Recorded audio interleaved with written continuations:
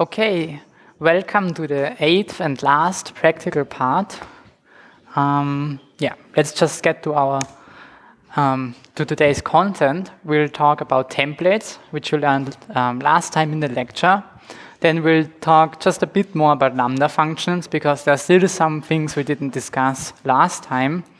Then we'll get to some new concepts in C++20 with ranges, views, and pipelines. And then, as the last point, we'll talk about something that's just in C++23, which is generators. But before we come to those interesting topics, we, of course, need to discuss some organizational matters, as always. And there are quite a few points today, so thanks that you are here and listen to them carefully. Today, homework 2 and homework 3 will start. So the release will be probably today. Already our lecture team does the proofreading on the homework, so I think we can release it today. The deadline will be in 2 weeks on Friday, and the submission will be via the Teach Center, as it was also for homework 1. And the topics are templates and advanced topics in C++. So basically, a lot of things that we do today and that we did last time. So thank you that you're here, because then you're well prepared for the homework, and it could be an advantage for you. Then the assignment 2 interviews, we announced this, I think, 2 hours ago, that they are now open for registration. Nevertheless, there are those 3 cases. I just want to quickly remind you that what the options are. So if you do not have 15 test cases or more, then you just continue working on your assignment 2, and you do not register to an assignment interview. And your assignment interview will be then in 3 weeks after the improvement deadline.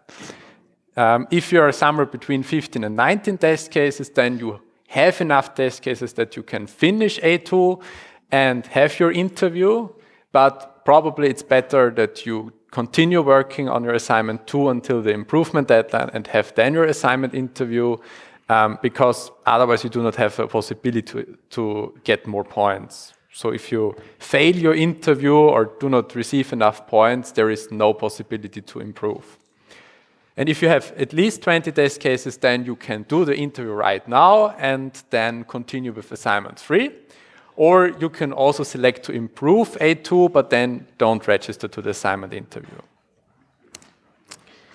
Assignment 2 improvement, 3 weeks from yesterday on.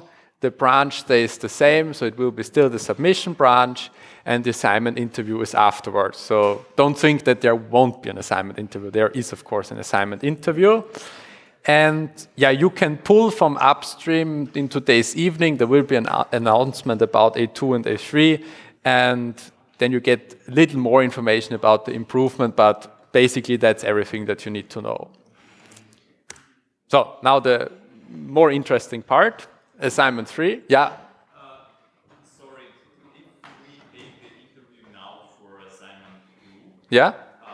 Do we, on the interview or later, we get to see what the private test cases were? So the question was, if you do the interview now, do you see the private test cases? We cannot show you the private test cases in full detail, because there are teams working on those. But if you have some mistakes there that would prevent you from doing A3, then we will tell you what the mistakes are and that you can fix them, but we will not show you the test cases. It's just we, for example, have 20 test cases and 5 or 6 test cases with 99.8%, and usually in this case on assignment interviews we are happy to see what mistake this was, so we don't lose this random points on A3 test.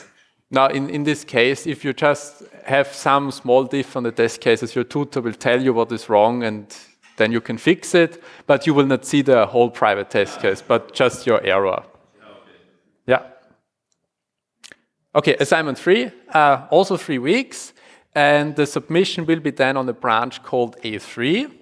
And here it's more important that you pull from upstream after today's announcement in the evening, because then you find the description of assignment 3. But what is assignment 3 all about? Maybe some of you know from the previous years. You will implement an AI for your program. So you have like a computer player that plays your game. And there will be also a tournament where your AIs will then compete, and we will have a winner then, the best AI of the year. We will announce these informations, but I think last year this was really cool, the tournament. So if you want to do assignment 3 and if you are motivated, then please work on it, and then you will maybe end up in the tournament, and yeah, we will have a cool event there, and maybe you win even the competition there. Okay, and I think there is one more cool thing. Yeah. Yes. So maybe to help you writing the AI, or just to help you visualize what is going on, as in the last years, we have again a visualization which just passes the output of your program and then draws something. So I don't know, it's more easier to look at. I'll publish the details, how you can get it and how you can execute it, but the basic is just that you call your program like normal and then pipe your output into the visualization. And then whenever you start playing, there's a little visualization where you can see what is going on. Yeah, and when you move, you see these updates when there's a new output in the console. And yeah. I think it's very sweet. Yeah. And you will post all the information how to get this later on. Okay, before we continue now with the topics, any further organizational questions now regarding assignment interviews or how the course continues, or is everything clear so far? Yeah? I hope so, yes? Yes. It is recorded.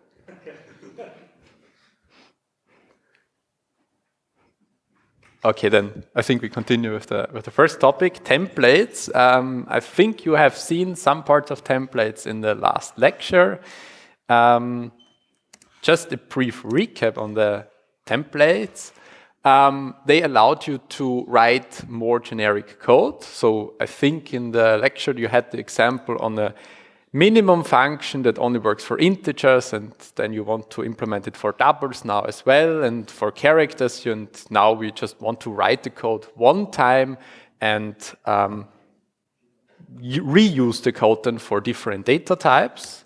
And to get this, we need to introduce such a template parameter, which is often called a large T, and this represents then a type, and then the code can be used for multiple types at the same time.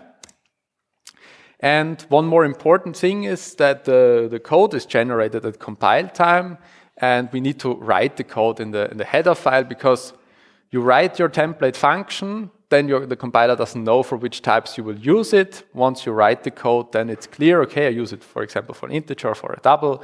Then the compiler can compile the correct code for the correct data type. So all those template things need to be in header files and can be only compiled when you know which data type you are using there. Okay, maybe you can give us a short introduction also here. Yes, so this is very similar to what you did last lecture. Maybe just to go over it again.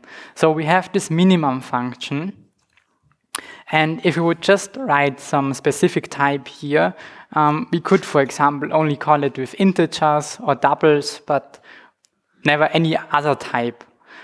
Therefore, we can write this template and then type name T, where T is then the parameter of which type this function can accept. And now we can use this T instead of the type that we want this function to use. And here you can see we just compare these two with this less than operator and then output the smaller one. And this, because we templated it, now works with many different types, and also with your classes when you overloaded these comparison operators. So right here, we are calling this in two ways. First with this 1 and this 2, and then with the character for small a and the character for big B. Maybe just for demonstration purposes, right here, you can also specify what template parameter you're passing to this function. But C++ can also automatically deduct this from which arguments you pass here. Let's try this, and it works for the first one. But here we have a problem because the ASCII code for B, for the big B, is smaller than for the small a. We get this big B down here, but we probably just want to work on the alphabetical order of that. So we can include specializations.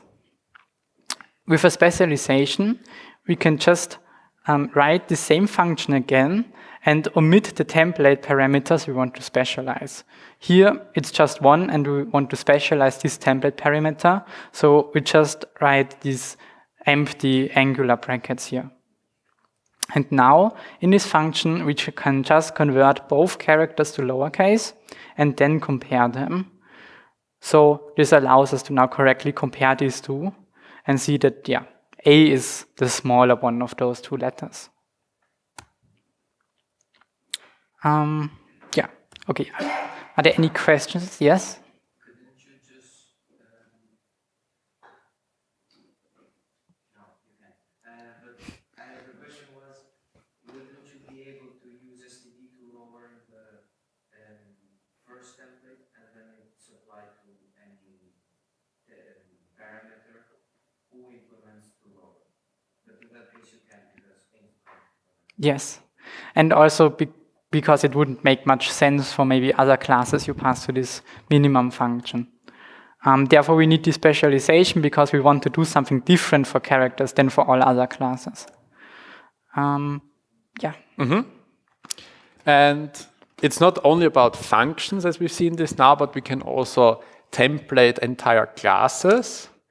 For example, the standard library implementation of the vector, you write in those angular brackets then the data type of the vector, for example, integer or even your own class. This is also a template. And within some of the last lectures, we implemented our vector ourselves. And now we want to template this vector, that we can also use this not only for an integer, but really for any data type. Let's start with that. Make it a bit, you switch the keyboard layout a bit large enough, I think. Just for a short repetition, what is our vector? So we have an attribute which is the length, and then we have this integer array which will be on the heap that stores the array behind the vector. We have some constructor with the length.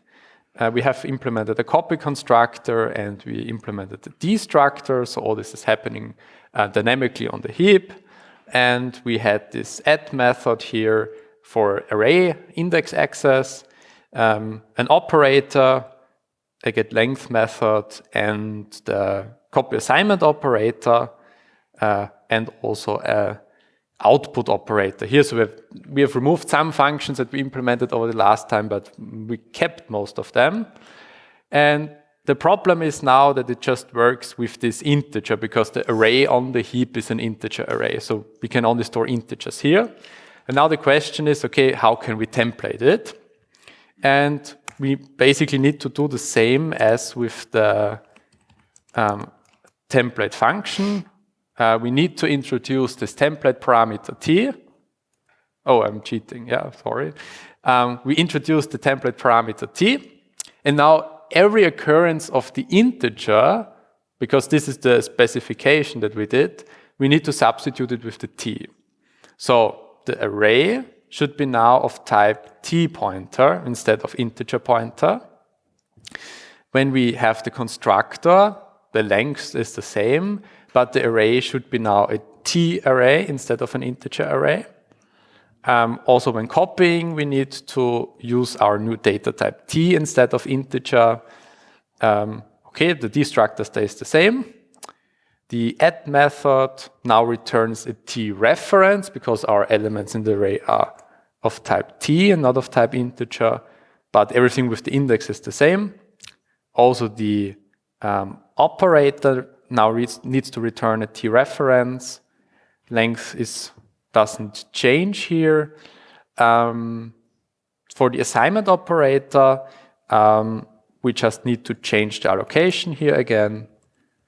And that's basically it for the class.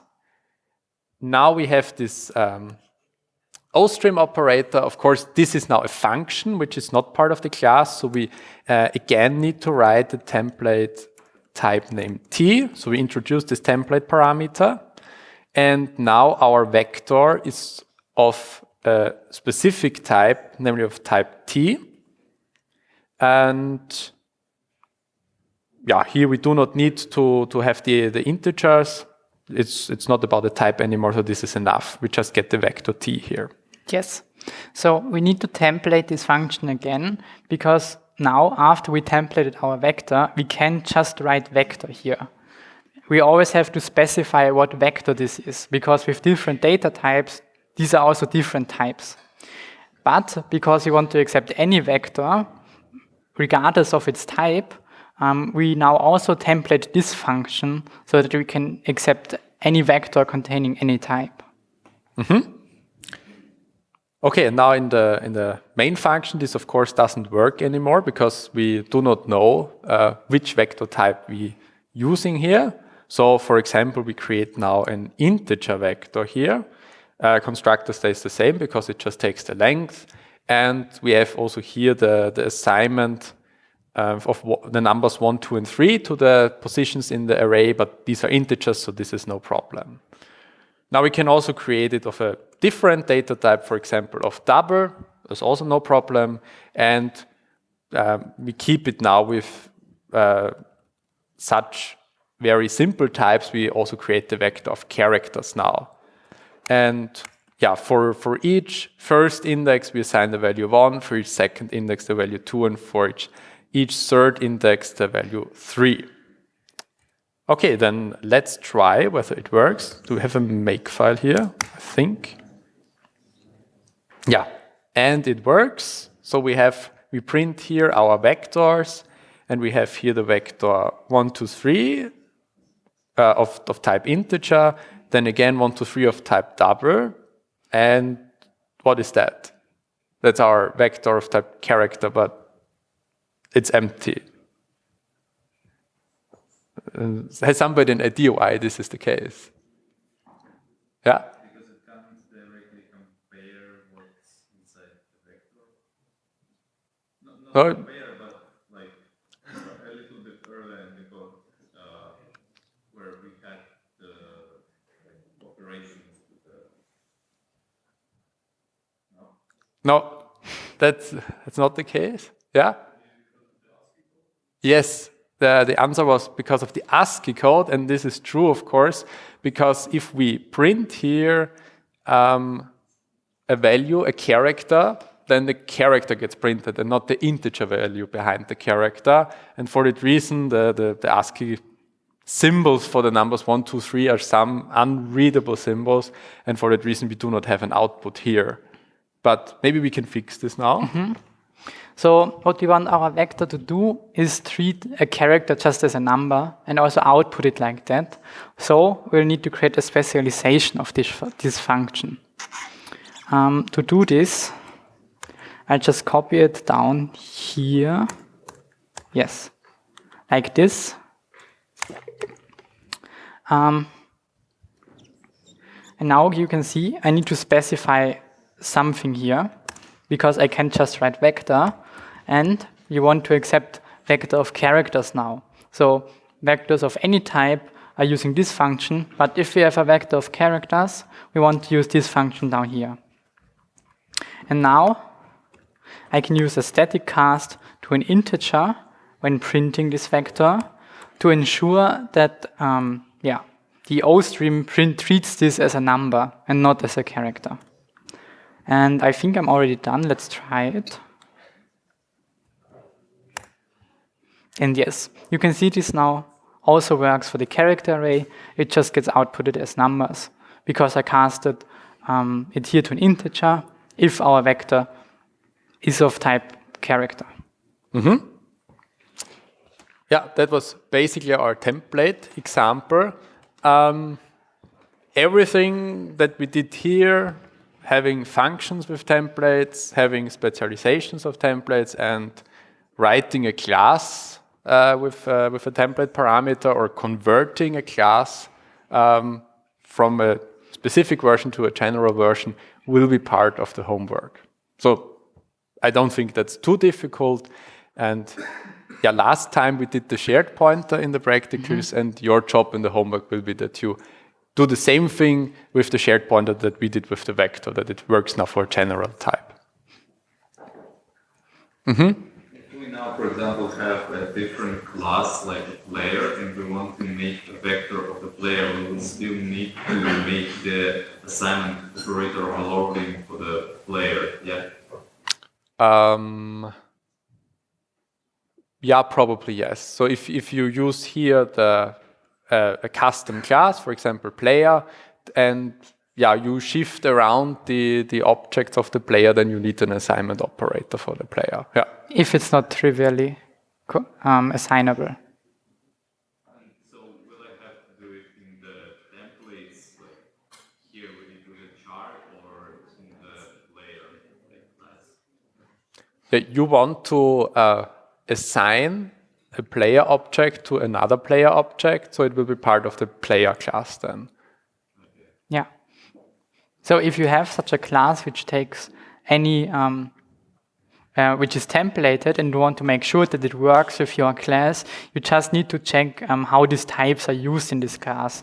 And for example, in our case, we are assigning them here, so we need to be able to assign our type. So if the assignment operator is deleted, this won't work with our vector. Yeah. But it's part of the class that you use within the vector, not the vector itself. Okay. Then let's continue with the next topic, lambda functions. So we have seen them last time already in the practicals. This was the syntax. And last time we talked about the parameters and the return type and the body of the function. So basically, think about this as a function that we have the parameters and the body and ignore everything else. Then this is our lambda function definition. And now we want to think about the captures a bit. I think I also have an example here from the lambda function last time, where we had this ingredient and we printed the ingredient and had void as the return value here and stored this function in some variable. And now the question for today is, what are these captures here? What can we write here into these brackets, and what's the implication then of that in the lambda function? Okay, so all variables that you write into this list are accessible in the lambda function. And this means you can write variables into that list that exist outside of the lambda function, and you can use them inside of the lambda function. And the default mode is here that they are copied to the lambda function. So we have an example here. We are in the main function. We have this string prompt. So this line here. And now we have a lambda function which takes as a parameter a number, and prints then the prompt, the number, and an end line. And now we only want to have really the number as a parameter, but the prompt should be fixed then. And the prompt should be this string here. Now we capture it here and have a copy of the prompt available inside of the lambda function. And if we call now print x with 5, we can also execute it, then the prompt is printed and the number 5. And the advantage is now that we do not need to specify the prompt as a parameter to the function, but it's really stored inside of the function, and we only pass as a parameter the value that we want to output here with the function. There are also some other modes. You can also call the capture with an equals operator here. If you write this equals here, then all variables that are reachable from the lambda function are captured and all are copied to the lambda function. So you can basically, if you would have here some other string, for example, and we would write here equals, then you would have access to the string called A and also to the string called prompt, and both are copied to the lambda function. Then you can also do this with reference, so you just write this reference before the variables that you want to capture, or if you want to capture all variables by reference, then you can also write this and there, and then you have all values available in the lambda function by reference. And this also means if you change those values in the lambda function or outside of the lambda function, then they also change inside and outside of the lambda function. Yeah? So you need to be careful in this case. And you also need to think about how long the lambda function exists and how long the values you're capturing by reference exist, so you don't use them after they don't exist anymore. I think we will see this also Yes. in an example, yeah. And if you are in a method and you want to access the object where this method is in, and then you can also write this in the capture, then you can have access to all the methods and attributes of this object.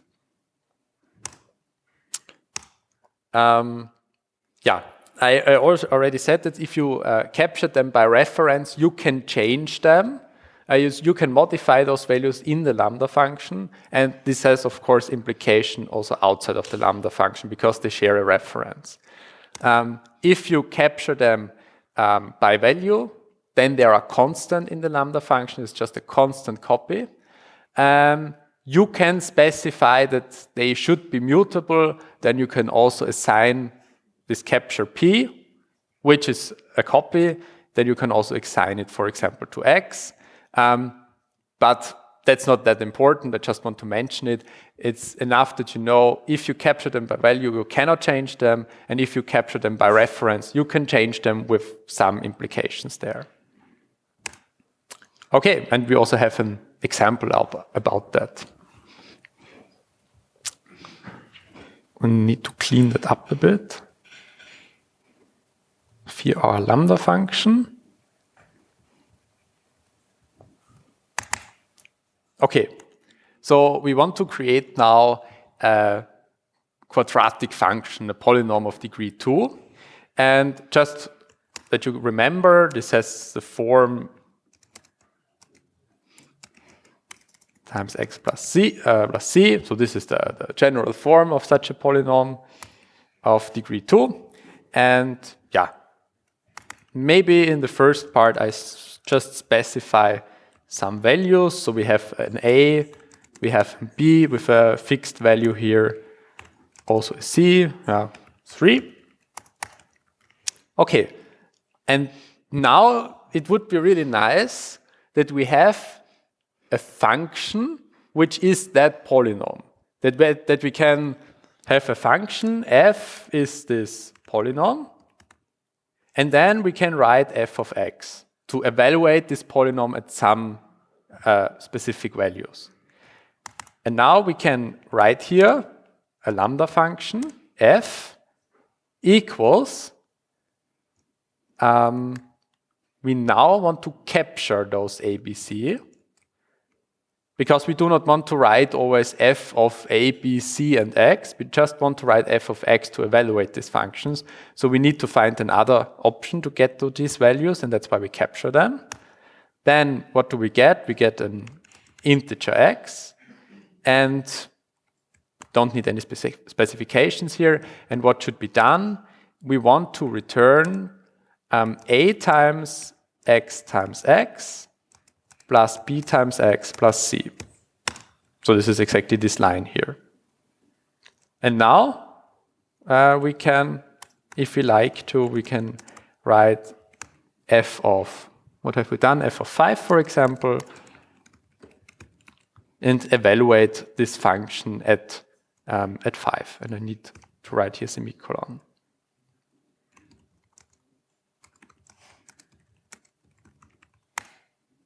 And if we execute this now, okay, we get some result, 40.5, and now assume that this is the correct one. But now we can really evaluate our lambda function at an argument, and these values are now contained and stored inside of the lambda function. Yes. So our variable f is now not only storing the lambda function, but also all variables we captured.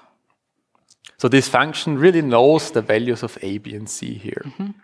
And if we now change the value of a after the creation of the lambda function, then this has no influence, because when we created the lambda function, this a is stored within the lambda function, and it's a copy and not a reference.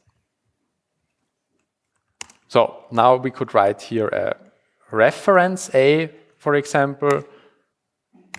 Everything is the same. We didn't change the a, but if we now change the a after the creation of the lambda function, then we get another function value, because this a is the same a as the a here in the lambda function, and thus it also changes here.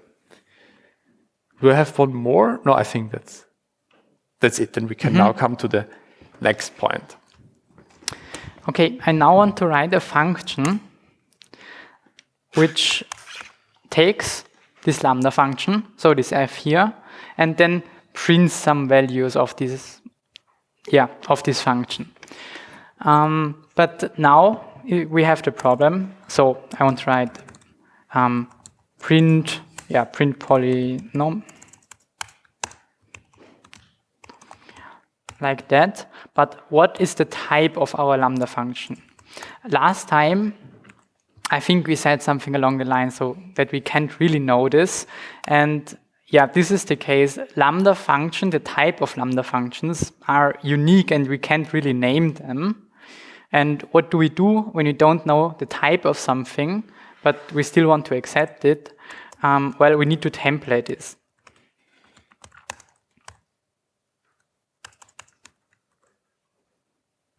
And in most cases, if you want to accept the lambda function as a parameter, you always need to template your function, because you can't know the type of the lambda function you get here. And now, we can, for example, just evaluate this function at some integers.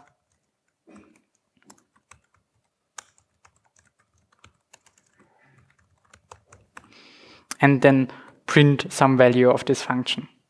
Let's try this out if this works. Yes? I think you missed the line. Oh, yes. Thank you. Let's try this out. We can now call print polynomial with our f. And this works. Well, let's see if it works. Yeah, so it compiles, we can execute it, and this works. So, and here, what we're doing with this function is we just have accept some type here, and then we are calling our value we get here like a function. So any type we want to pass to this function now has to be callable like this. And lambda functions are callable like this, so we can pass lambda functions up here to use them. So we have now lambda functions as a parameter. Can we also have them as a return value? Do you like to continue? Okay. So now we have another problem, because we can't really name the type of a lambda function, and we need to write the return type somehow.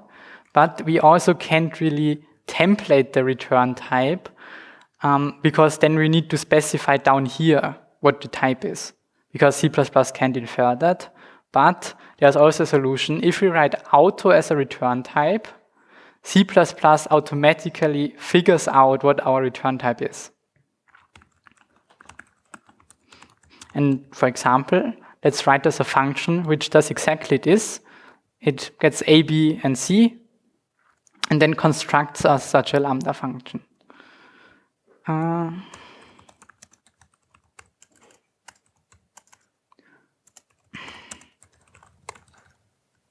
Like this. And now I want to do the same I did down here. I want to capture the parameters we got to our function. And I'll return a lambda function like down here. I think, yeah, we have an integer.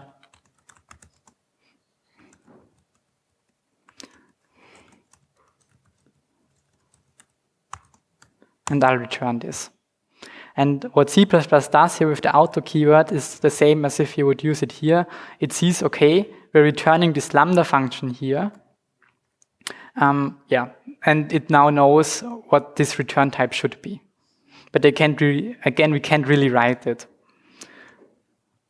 So now we can just use it here. And now we pass our parameters to this function. This function then creates this lambda, captures these parameters, so it gets copied and stored with the lambda, then returns this lambda function, we store it, and then we pass it to this function, which then executes this. So we should have the same results as before. Yes, and these are the same. Looks very nice, yeah. And if you now create another lambda function, then they are independent of each other. Or are they? So let's choose some different parameters. Yeah. And then let's also output this one.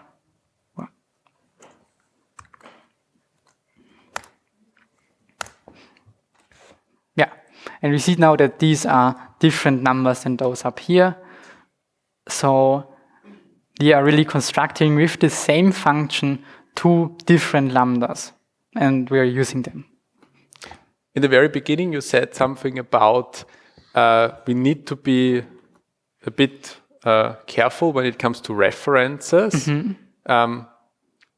What would happen if we would have here the A captured as a reference instead of a copy? Maybe this was a question for you. What would happen here if we have an AND A instead of just like an this. A? Yes. Yeah? Because double A, double B, and double C are the function parameters. Once the function exits, they go out of scope, and this would be a problem. Yes. So this is exactly the answer.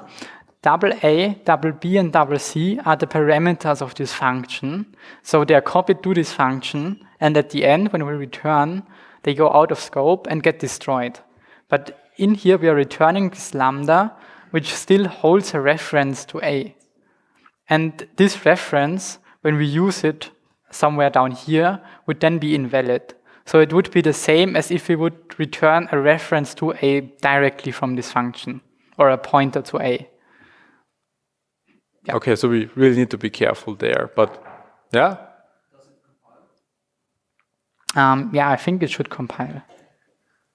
We get a warning. Oh, that's nice. Yeah. And I think it didn't work. We get different results than last time. Yeah. So something weird is happening. But at least the compiler says that we did some mistake there. Yeah.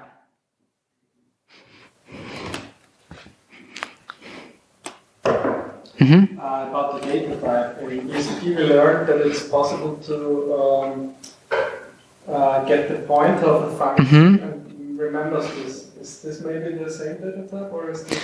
No. The thing is that the lambda function is just not a pointer to a function, but also these captured variables.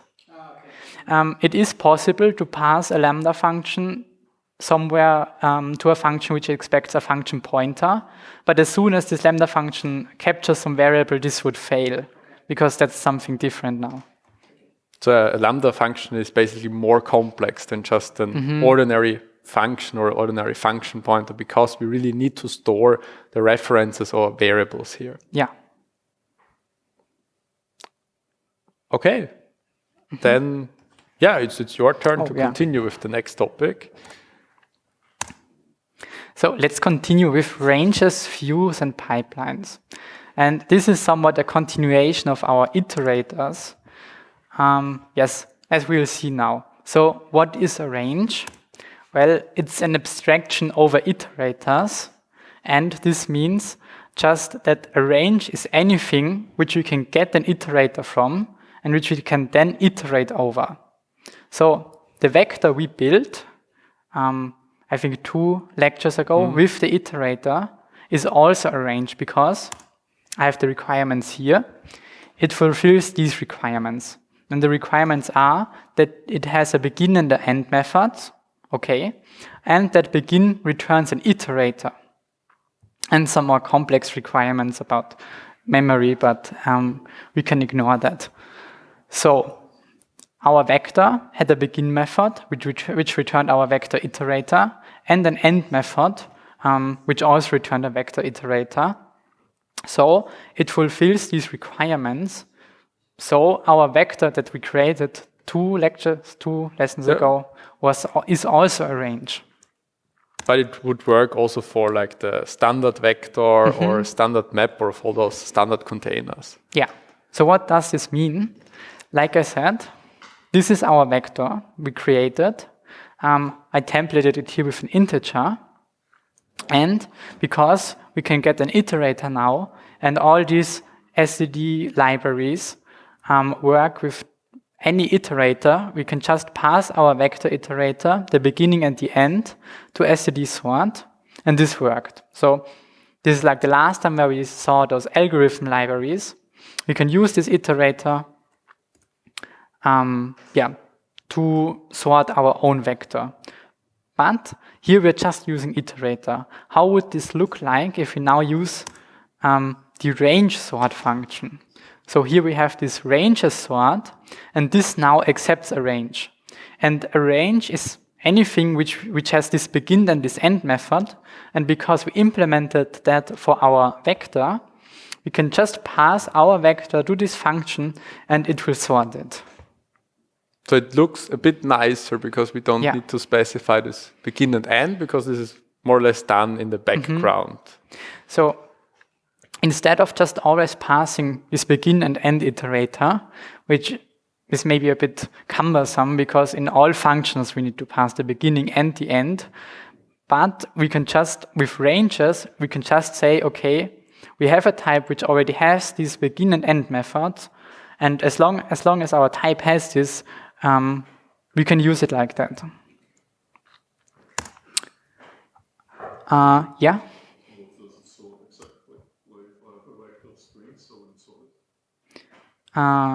So what sort does in this context? Or?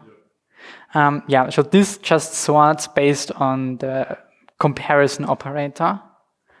This, and because we have integers here, it would just sort them in ascending order, I think. Yeah. Yeah. Yeah. If you have a custom data type here, then you need to either overload the comparison operator so it knows how to sort them, or I think you can also specify a lambda function here, which specifies how to sort them. So it's really the same as these algorithm functions we saw, where we pass the begin and the end iterator, just that now we just need to pass one type.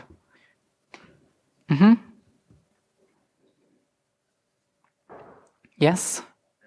I was wondering, in other functional style languages, you can create a data pipeline with the function. You can transform and map and do something else. Can you do that with iterators in C++? Maybe we'll see this later. Yeah. So I think in the slide before we said we will talk about ranges and views. So what is a view? Well, it's a little bit more abstracted than a range because it now represents a transformation of a range. So a range is just anything we can get an iterator from, and a view now is just a different view on the same data we already have in our range. So if we have a vector, this view could just represent this data differently. So for example, sorted as Yeah. before. And so this view doesn't hold any data. It just lets us view the data we already have in our range differently. And this is, for example, filter or transform. So we could have a view that filters our range, and we can just see now some elements that fulfill our requirement. But we didn't transform this range. We just have a different view of the same data. So let's put it in a concrete example. If you have the numbers from 1 to 10, and then you filter all the even numbers, then you would then only have the even numbers in your view, but you would still have the same vector. Yeah. Okay. Or the view more or less would just allow you to see the even numbers. They are still in your vector. Okay. Yeah, I think that's still my part. Yes. So what does this mean in practice, what we just talked about? Well, I can have this vector of integers here, which is a range because it fulfills our requirements. So we can get an iterator from it. And now we can use the transform method. Now not from std algorithm, but from std views, which accepts a range as this first argument, and then our transformation method here as the second argument. And this just adds 2 to each element of the vector. And now down here, I'll iterate over this view and print it. Well, let's run it. And this worked. So we have 3, 4. So 1 plus 2 is 3. 2 plus 2 is 4. This worked. But this is now not really different from the transform we saw in our algorithm. Well, but let's look at the difference. If we now output the original vector, we get a warning because this is unused, but we can see that our original vector is unchanged. This view here, this +2 view, really just represented our transformation of this data we have in this input vector. But it didn't change it. But if we access it and iterate over, we can see those changes. Okay. Yes? But does this create an all new vector just for the view, or does it just store changes or something? So does it create an all new vector for the view, or does it just store changes? No, it doesn't create a new vector, and this is the advantage of the view. We'll talk about this more later. Yeah. But with transform, if we want both vectors, still have both vectors, we would need to create a second one and store the result somewhere. And with view, we don't need to create a second vector. We can just look at these elements through this view. Yeah, we'll get to this a bit later. It will be more concrete, yeah. But we don't store them. We just have a few. We just think that they are this way, but they are not stored that way. Yeah. Can we use ranges in the assignment? Yes, of course. Or no, I'm sorry. You can't use them because you need C++20 at least. So we're still stuck with 17. Yes. But you can use algorithms and iterators and templating and everything. But you can use them in the homework because there is an example about those. Can we use the lambda functions in the assignment? Yes. They work also with C++17, yeah. Yeah, you can use the lambda functions in the assignment. Just for the recording. No, of course not. It's only selected topics today, so this will not be part of any exam or assignment interview. Just part of the homework. Okay, then we come to the pipelines. And you had this on the slide before, and views can be chained. So now we just said, okay, we have our input and we do one transformation on the input. But now it's also possible to put another transformation or put the filter operation on top of that. And yeah, we can combine those operations that should be performed on a view using the pipeline operator. This is this pipe symbol here. And yeah, maybe this makes it even more readable, but now convince yourself. This is the same example as before, but now written in the pipeline form, where we say, okay, we have our input, and then I use here, I put it now in the new line, but of course you can write it also here as well. I write now here this pipeline operator, and then I say the operations that I want to perform. And now I just perform one operation, this transform operation, which adds 2 to each element. And also here, we can run it and get the modified sequence where we have +2 everywhere. And now we can just chain those operations here. So if we go one slide forward, now we have this same transformation as before, but after the transformation, we also want to do some filtering, where we say, okay, we filter and we take only integers that are less than 4 or larger than 8. And we can also run this here. Same sequence as before, but everything between 4 and 8 is now skipped because we filtered only the elements which are less than 4 and larger than 8. And I think this is a very convenient way to write this here. And I think this should also answer your question now. Yeah. Yeah, so especially because now we don't need to store any elements after we did our transformation. We can just more or less have our whole vector transformed one step after the other. And this is also really easy to read now because we can read it from top to bottom what steps we are taking on our elements. Yes? How would one construct a slice of the Okay, you want to construct a slice or just some part here. You can do this. There are pipeline operations. Just look them up on CPP reference for slices. We haven't prepared them now. Yes? Is the or the same as 2 lines, or what is Yeah, it is. I put this very little detail here. Yeah, it's the same here. You can write or and not in C++ in words as well. But we never discussed this, but yeah, you can write this. Of course, it's the same way. Thanks that you noticed it. Okay. Now, it would be really nice if we could do something with infinite size. Yeah, if we could implement such a pipeline for all natural numbers. So, is this possible? Yes, this is possible. So a few can be of unbounded size, of unbounded length.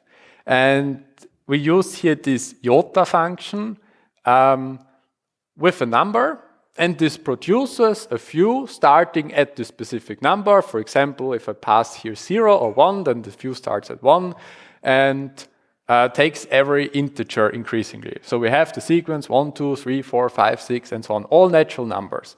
So we can have infinity here. The problem is we cannot represent this infinity really. So we cannot iterate over all these elements. So we have to find some way to stop it. And there is also a function here, the take function. And this function, we also need to specify a number here. And this stops the pipeline after the first number elements. So if we go back one slide, if I would write here after the filter take with 3, then we would only obtain the first 3 elements because afterwards we stop. Okay, how does this look like now in an example? So we start now, instead of our vector, where we only had, I think, 10 elements before, we now start with this iota one, and this really now would give us every natural number. Then we do the same 2 transformations as before. So we add 2, filter all those out, which are not in that range, and then we take the first 8 values here and print them. And let's see what's happened. Yeah, So we again get 3, 9, 10, 11, 12, and then 3 additional values here because we take now the first 8 and not only the first 5 as before in the example. But now the question is, I mean, we have this fuse here. Okay, we have all natural numbers, so we have infinitely many. Then we do the transformation for all those natural numbers. Infinitely many. We do the filtering operation on infinitely many. And then we're only doing the last step is really finite. Why does this work? Why is this not an endless loop? Or is this not an endless loop? And the reason for that is the so-called lazy evaluation. And those few are exactly in this category of lazy evaluation because we need to do it this way. We cannot iterate over all those elements, over those infinitely many elements. We just iterate all the elements that are needed. And this means if we take 5 or take 8, then we only iterate over those 5 or 8 elements. Yeah. So being able to have these infinite elements is more or less just a side effect of how these pipelines handles those numbers. Because if we just want one element at the end, just one element goes through the whole pipeline, and then we get it at the end. Yeah. And that's also the reason why we call it pipeline, because we really move the elements through the whole pipeline, and then we move the next element through the pipeline, and do not perform the operation on everything. And now we also prepared this.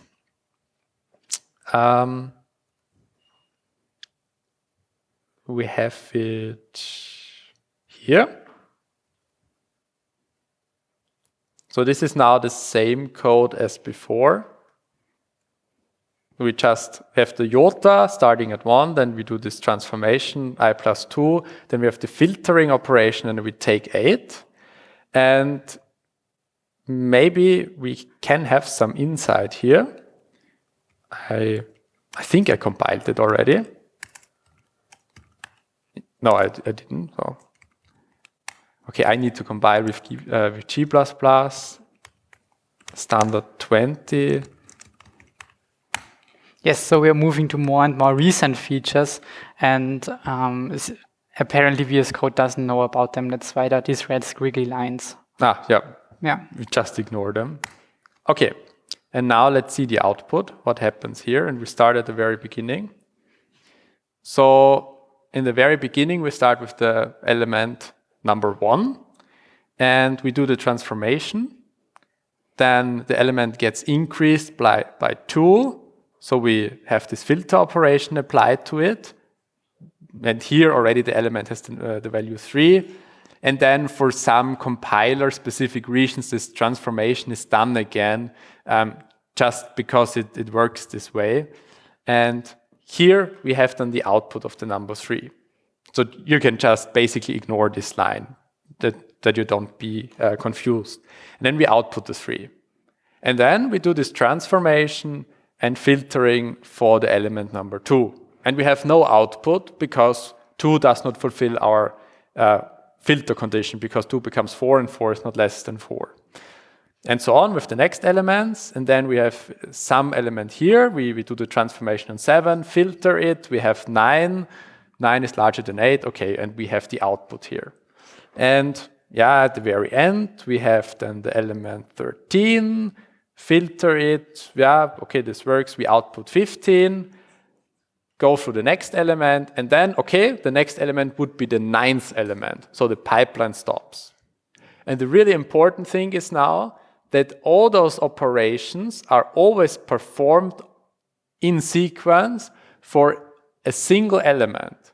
It's not that all elements are transformed at the same time, then all of them are filtered, and then we do this take. But it's really we take the first element, go through the steps, transform, filter, check the take, and output it. And then we do it for the next one, and then we do it for the next one. So we always do the whole pipeline for a new element. And it's not that we take the input, do the first step of the pipeline for everything, do the second step for the pipeline. And that's the reason why this works for infinite sequences here. Okay. are there any questions regarding the pipelines, ranges, and views?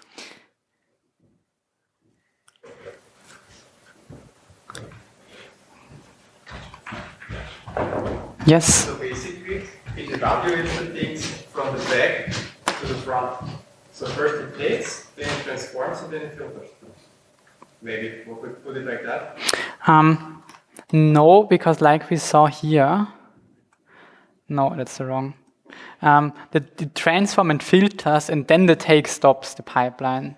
So it really starts from the top and then goes down. Because we see here, okay, there's still 14 coming to the transform, then it filters, and when it gets to the take says, I already have 8 elements, I'll stop now, and then it completes. So it's really each element after another, going from the top to the bottom.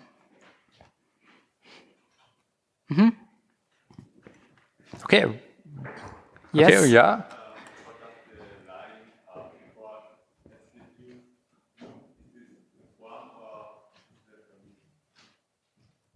Yeah, that's the pipelining operator, how we change those. Because actually there's no semicolon at the end here, it's more or less like this. So we have this view function here, and with this operator here, we're chaining it with the transform. And then down here, we're chaining it with the filter, and then down here, we're chaining it with the take. And we are constructing this pipeline where numbers from here go through the transform, through the filter, into the take. And then we output them down here.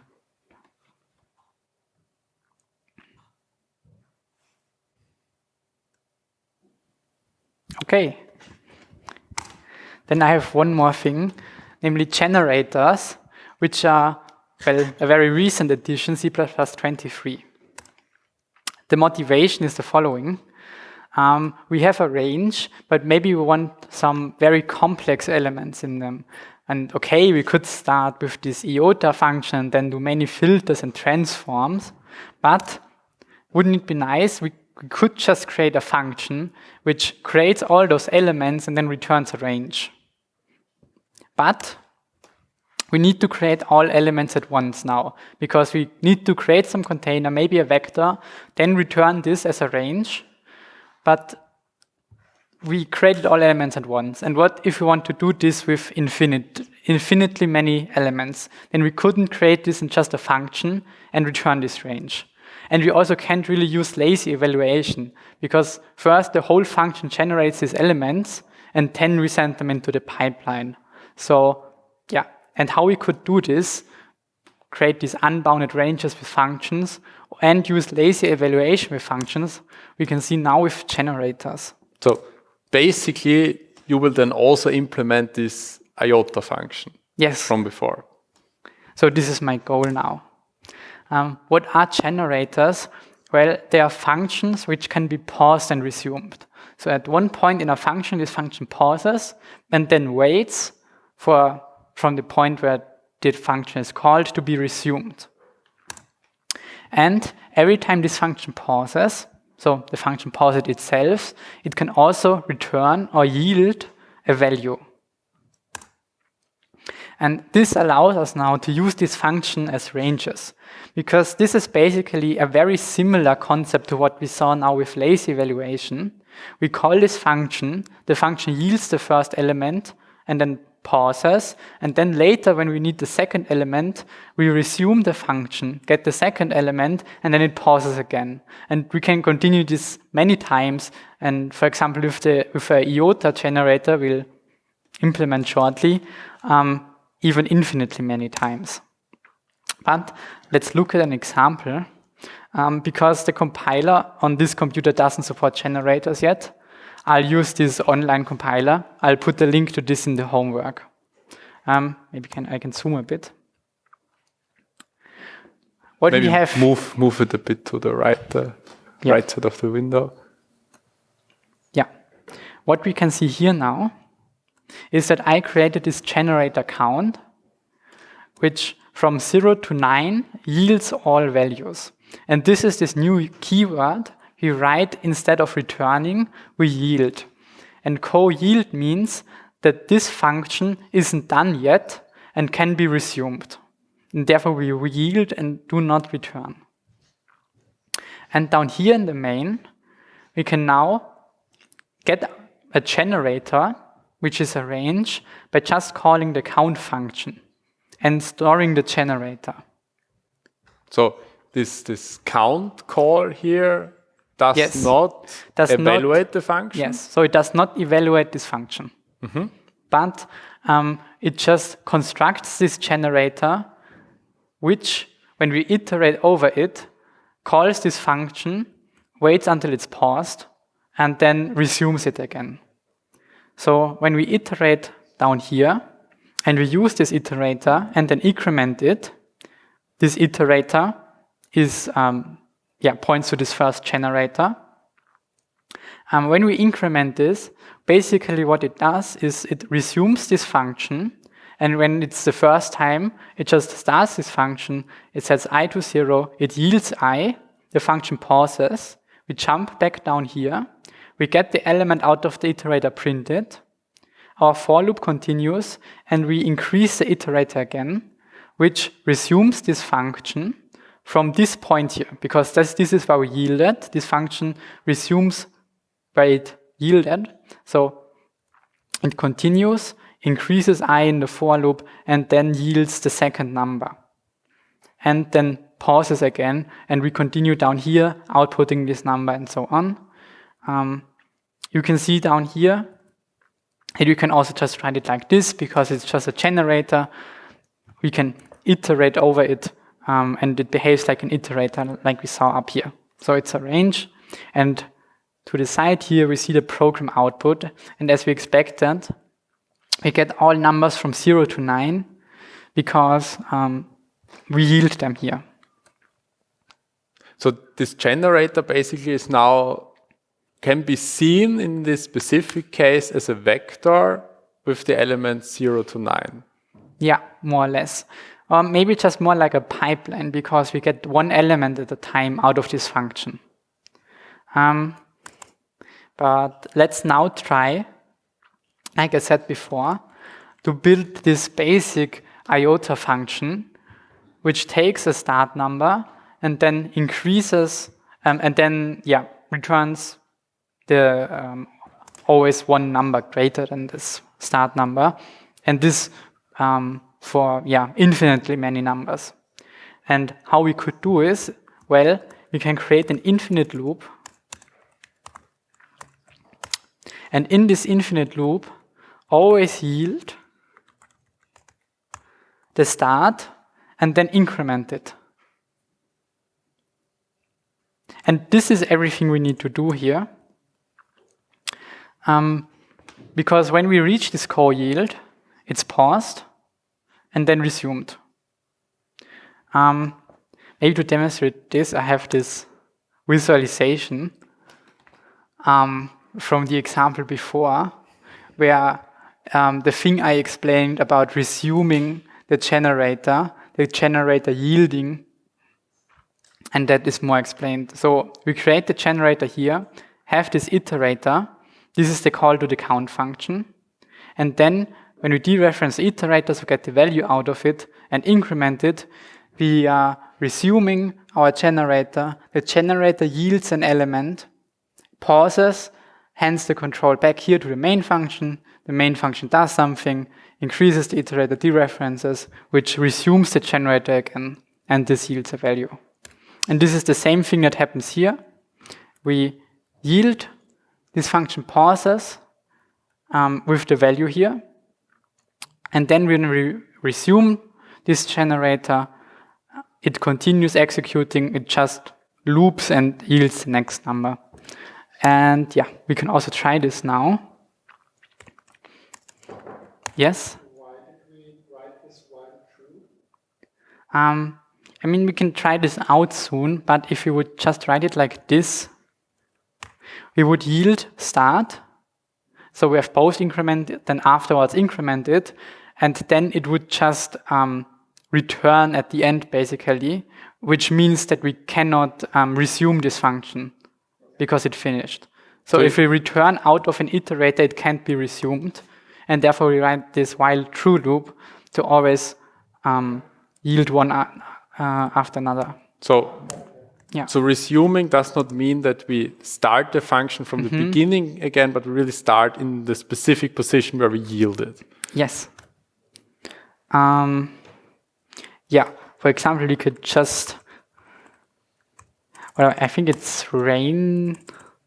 No, we need to ask. First, we need to take it. For example, take 10 numbers with this pipelining operator, because this generator is a range, so we can pipe it into this fuse take 10. And then I think the ranges library has a for each function, which we'll use now.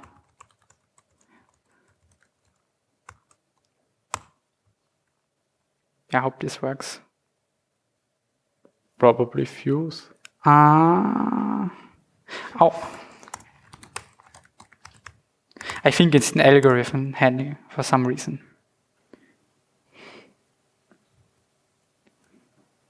Okay, now I did something.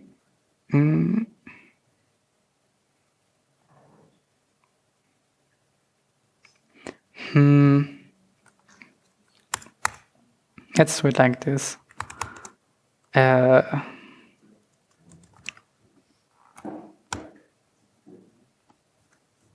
Yeah, you need to put the for each outside. Yeah, okay. So like this. Okay, the for each doesn't work in the pipeline. Makes sense. Okay, so we're creating this pipeline here with our generator, which just yields increasing numbers. Then we take 10 of those. So, yeah. And then when we iterate over this range, in each iteration, this function is resumed. It yields one value. It's paused at exactly this point where we yielded that value.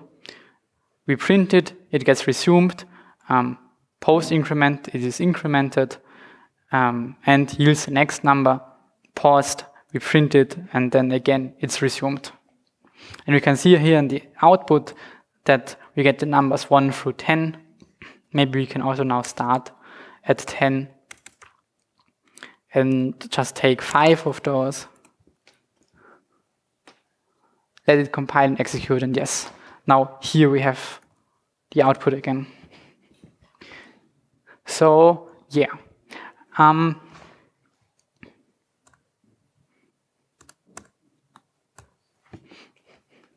So this is also what a thread represents here. We resume it, it yields, and then we can resume it again and it yields again.